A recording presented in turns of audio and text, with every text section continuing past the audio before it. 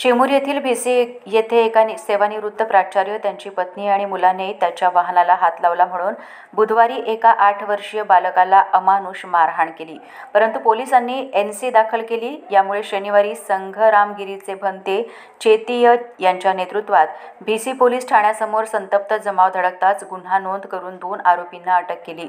बुधवारी सकाळी 10 वाजताच्या सुमारास मंथन शंकर रामटेके याला सेवानिवृत्त प्राचार्य सुधाकर पांडुरंग गोहणे, पत्नी कांचन सुधाकर गोहणे आणि मयूर सुधाकर गोहणे यांनी त्याच्या वाहनाला हात लावला म्हणून 150 फूट अंतरावरून ओढत नेऊन आपल्या घरी माळ्यावर व खालच्या परिसरात अमानुषपणे लाथाबुक्क्यांनी मारहाण केली होती। पोलिसांनी प्रकरण गांभीर्याने न घेता NC पावती देऊन आरोपींना मोकाट सोडले।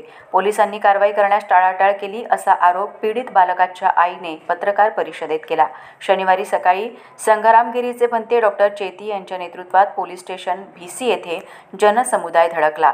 ठाणेदार निशांत फुलेकर यांनी तिन्ही आरोपींविरुद्ध गुन्हा नोंद करून दोघांना अटक केली आहे।